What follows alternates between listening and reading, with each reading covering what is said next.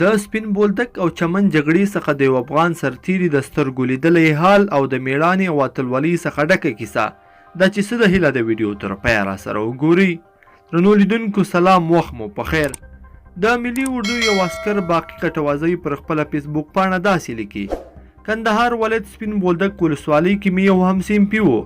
ماسخوتن مې ورسره په تلیفون خبرې وکړې، بل رقم یې د اتلولۍ کیسه راته وکړه. هغه ویلې 3 هفتې کېږي چې کوژده مې کړې. زموږ په کلي کې یو رواج دی چې د اختر په اوله ورځ چې خسر کله اختري وړي بیا نظم هم ورسره ځي. ما رخصت هم اخیستی و، خو ماښام مو له پاکستان سره جنگ شروع شو. ټولو سرتیرو ښه په مورال جنگ کولو او هر سرتیری په مخ کې له ورایه خوشحالي ښکارېده چې هر یو د لوی افغانستان نمایندګي کوله.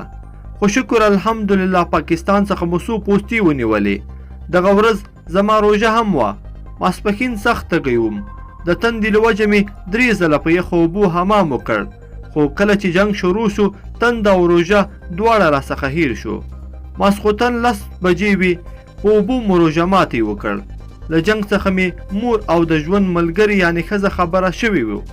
مورکۍ مې تلیفون راته وکړ، راته ویې ویل چې زویه کور ته رانه شي، دا سنګر له ملګرو سره دې پاتې شه او پاکستان سره مقصد جهاد وکړه، او که راغلې زه به زوی نه درته وایم او له حق څخه مې هم نه خلاص.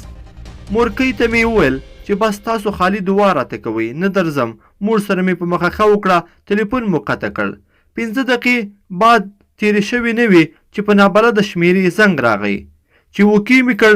سلام او له سلام وروسته یې خپل نوم او پلار نوم او نورې هم ځان راته معرفي کړ. ښه جوړ مو سره وکړل او له هغه وروسته یې راته وویل اتله ما ته غوږ شه.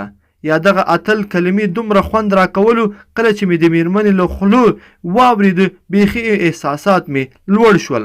نو یې راته وویل چې ګوره کور ته رانه شي، ته دلته زما نه دفاع کوي، ته زما ټیکری دفاع کوي چې سرتوره نشم. که ستا د کورنۍ ما ته اجازه راکړي قسم په خدای چې درشم او ستا د سنګر ملګري او زما ورونو سره یو ځای پاکستان په ضد وجنګېږم. که موقع راته پیدا شوله چې والله چې فدایي واسکټ هم ورته واغوندم او ورباندې فدایي کوم. کله چې مې مور او د ژوند ملګري دا خبرې واورېدلې په ځان نه پوهېږم، سوچ وهم چې ته هم واسکټ واغونده او فدایي ته تیار شه. آفرین په داسې مور او میرمن شه چې خپل زوی او خاوند ته وایي چې تر اخري سلګۍ ورسره وجنګېږي.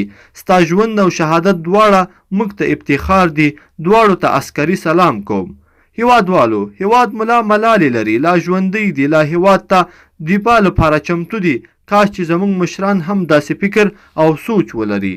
لیدونکو په دې هیله چې دا د اتلولۍ کیسه به مو راسره تر پایه پورې لیدلې وي. که مو دا ویډیو خوښه شوې ویډیو لایک کړئ، د سره او چینل هم سبسکرایب کړئ.